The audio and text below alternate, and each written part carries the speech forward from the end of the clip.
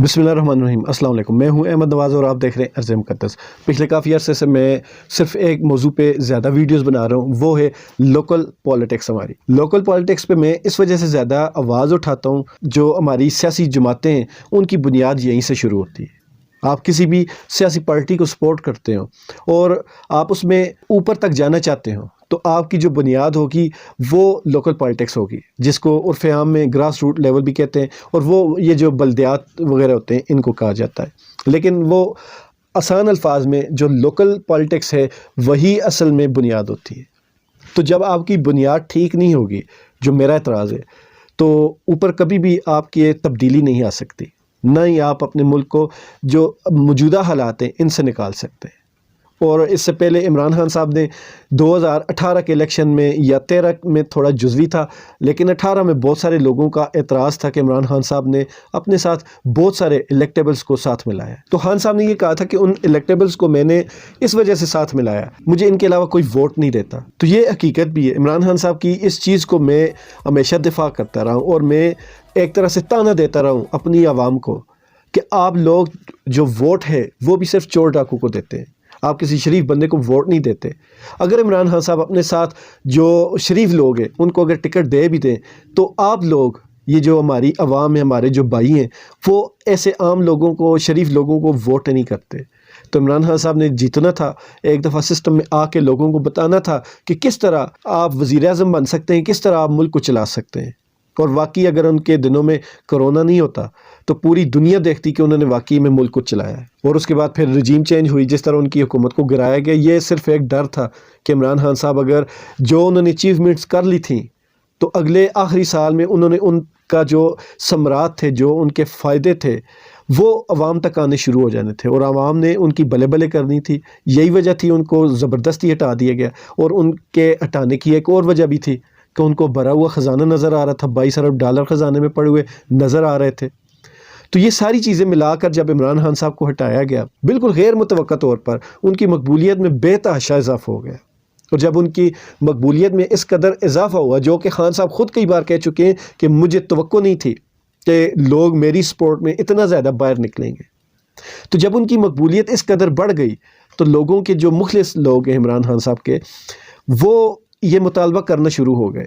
बल्कि पहले उन्होंने ये चीज़ कहना शुरू कर दी कि इमरान खान साहब इस बार 2/3 मेजॉरिटी लेंगे, वो 2/3 अक्सरियत लेकर आएंगे और ये हो भी सकता है जो उनकी मौजूदा सूरत हाल है। लेकिन फिर इसी चीज़ को रखते हुए सामने मैं इस चीज़ पर इतराज़ उठाना शुरू हो गया कि खान साहब को अब जो कम अज़ कम जो लोकल पॉलिटिक्स है उसमें बिल्कुल फ्रेश और शरीफ लोगों को ऊपर लेकर आएँ। मेरी काफ़ी सारी वीडियोस इस मौजू पर बनी हुई हैं और ये मैं समझता हूँ कि किसी भी जमहूरी मुल्क में किसी का भी ये हक बनता है कि वो इस चीज़ पर आवाज़ उठाए। लेकिन ये आवाज़ मेरा उठाने का जो मेन मकसद था वो ना इमरान खान साहब है, ना कोई और पार्टी है। ये मकसद सिर्फ़ और सिर्फ ये था कि मुझे अपने मुल्क के साथ बेतहाशा मोहब्बत है। लेकिन अब जो आवाज़ें आ रही हैं वो फिर वही मुफाहमत की सियासत, वही एक दूसरे के साथ बारगेनिंग की सियासत, सीट एडजस्टमेंट की सियासत। तो ये सारी चीज़ें मैं कल भी एक वीडियो में इस पे एतराज़ उठा रहा था। हालांकि हमारे पीटीआई वाले दोस्त जो हैं, मेरे जो भाई हैं, वो इस चीज़ को भी नहीं समझेंगे। लेकिन आपने अगर अपनी ताकत बनानी है, आपने इनकलाब की तरफ जाना है, तो फिर आपको सिर्फ़ और सिर्फ अपने लोगों पर एतबार करना पड़ेगा। आप जो किराए के महंगे सिक्योरिटी गार्ड होते हैं, मैं एक मिसाल दे रहा हूँ, वो आपके लिए कभी भी अपनी जान नहीं दे सकते, लेकिन घर के जो फ़र्द होते हैं उनके घर पर कोई आँच आए तो वो डट कर खड़े हो जाते हैं। यही वजह है कि खान साहब का जो चौधरी परवेज़ इलाही को पार्टी के सदर बनाने का फ़ैसला था, उस पर मैंने तनकीद की। और जब कल तनकीद कर ही रहा था तो लाहौर में जो वाक़या हुआ, इंसिडेंट हुआ, वो भी हो गया। और उसमें मैंने खुल कर कहा कि जो पंजाब पुलिस है उसमें परवेज़ इलाही साहब के काफ़ी सारे ताल्लुकात हैं और परवेज़ इलाही के जो ताल्लुकात कहीं एक और जगह पर हैं वो भी सब जानते हैं। तो कहीं ना कहीं ये असर हो सकता था। लेकिन इस चीज़ को मैं कल वीडियो में कह चुका हूँ और दोबारा इस पर मैं बात नहीं करना चाहता। इमरान रियाज खान साहब इतने बड़े एंकर और सहाफ़ी हैं, उन्होंने भी इस चीज़ को नहीं छेड़ा।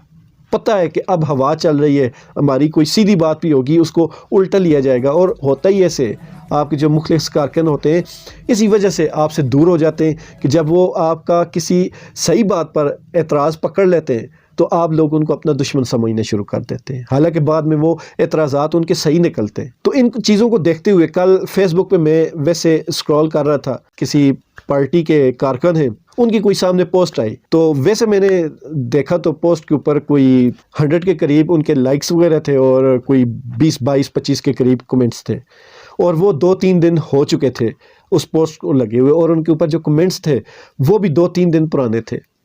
لیکن یقین کریں میں نے وہ 20 کے 20 کمنٹ دیکھے، ان میں کسی پر بھی لائک بھی نہیں تھا اور کمنٹ بھی نہیں تھا سوائے ایک کے۔ وہ جو ایک تھا وہ کوئی بڑا عہدیدار تھا، اس نے کمنٹ کیا تو اس کو لائک ملا ہوا تھا، باقی جو آپ جیسے میرے جیسے عام لوگ تھے ان کو لائک نہیں ملا تھا، اور وہ تھا ایک بالکل چھوٹا سا کارکن، ایک چھوٹا سا ادنا سا کارکن۔ تو یہ ہماری جو ذہنیت ہے، اکثر لوگ اپنی جو پروفائل ہوتے ہیں اس کے فالورز تو شو ہوتے ہیں، لیکن جن کو وہ فالو کر رہے ہوتے ہیں اس کو وہ زیرو کرنے میں فخر محسوس کرتے ہیں۔ زیرو سے یاد آیا، یہیں کے ایک اور ہمارے پولیٹیشینز ہیں، ان کے جو فرزند ہیں انہوں نے اپنا پیج بنایا، ان کے بھی فالورز جو ہیں وہ تو لاکھوں میں، لیکن انہوں نے جن کو فالو کیا ہے وہ زیرو ہے۔ اب زیرو کا مطلب یہ ہے کہ انہوں نے اپنے جو اتنے مشہور و معروف بابا جانی ہیں ان کو بھی فالو نہیں کیا۔ تو کہنے کا مقصد یہ ہے کہ ہمارے معاشرے میں آپ اگر سیاست میں آئیں گے تو آپ کا جو ذہنی لیول ہے وہ اس قدر فرعونیت والا ہونا چاہیے تاکہ آپ اس سسٹم میں ایڈجسٹ ہو سکیں۔ اگر آپ شرافت اور لوگوں کے ساتھ مل کر چلنے والی باتیں کریں گے تو نہ ہی جن لوگوں کا درد آپ کو ستا رہا ہے نہ ہی وہ آپ کو سپورٹ کریں گے، اور نہ ہی جن لوگوں کے بیچ میں آپ جانا چاہ رہے ہیں وہ آپ کو قبول کریں گے۔ اور ہم نعرے لگاتے ہیں کہ ہمیں جو روایتی سیاستدان ہیں وہ نہیں چاہیے، ہمیں فریش لوگ چاہیے، حالانکہ ہمیں فریش سسٹم چاہیے۔ یہ جو سسٹم ہے یہ گل سڑ چکا ہے۔ اب ایک بندہ ایک سیاسی خاندان سے تعلق رکھتا ہے، اس کا جو ذہنی لیول ہے وہ اسی طرح کا ہے، وہ کسی کو فالو نہیں کرنا چاہتا، کسی کے کومنٹس کا جواب تک نہیں دینا چاہتا، بلکہ یہ ایک سٹیٹس سمبل سمجھا جاتا ہے کہ کوئی آپ کے کسی بھی پوسٹ پر کمنٹ کرے آپ اس کو جواب نہ دے، تو یہ ایک سٹیٹس سمبل کی علامت سمجھی جاتی ہے۔ اب ایک تو سیاسی پس منظر رکھنے والا بندہ ایسا کرے تو وہ تو ہم کہہ سکتے ہیں کہ یہ پرانی سیاست ہے جو گھس پٹ چکی ہے، لیکن ایک عام سا کارکن جس کا سیاسی بیک گراؤنڈ بھی نہیں ہے، اس کے اندر بھی مینٹلٹی یہی ہو، اس کی ذہنیت اس حد تک ہو، تو پھر آپ سمجھ سکتے ہیں کہ اگر وہ غلطی سے جو عام سا کارکن ہے وہ کل کسی بڑے عہدے پر پہنچ جاتا ہے غلطی سے، اول تو ہوتا نہیں ہے ہمارے معاشروں میں، ہماری سیاست میں ایسا ہوتا نہیں ہے، اگر وہ پہنچ بھی گیا تو اس کا ذہنی لیول کہاں پہ ہوگا؟ تو کہنے کا مقصد یہ ہے کہ ہمارا جو سسٹم ہے وہ گل سڑ چکا ہے، اور اس سسٹم میں جو بھی جاتا ہے یا اس سسٹم کو جو بھی اپروچ کرنا چاہتا ہے، اس سسٹم کو جو بھی پکڑنا چاہتا ہے، حاصل کرنا چاہتا ہے، اس کو اسی لائن پر چلنا پڑتا ہے۔ اور سچ پوچھیں تو یہی میرا اعتراض ہے کہ جب تک آپ نیچے اوپر ہر جگہ آپ اپنے مفاد پرستی دیکھیں گے یا مفاد پرست لوگوں کو اپنے ساتھ رکھیں گے تو پھر آپ چینج اور تبدیلی کبھی بھی نہیں لا سکتے۔ آپ کو اگر تبدیلی چاہیے تو آپ سب سے پہلے اپنی پارٹیوں میں انصاف پیدا کریں، آپ اپنی پارٹیوں میں جو صفائی ہے اس کا نظام بہتر بنائیں۔ جب تک آپ کی اپنی پارٹیاں صاف نہیں ہوگی تو اس ملک کے حالات، اس ملک کی سیاست کبھی بھی صاف نہیں ہو سکتی۔ خوش رہیں، ایمان والی زندگی پائیں۔ اللہ تعالیٰ ہم سب کا حامی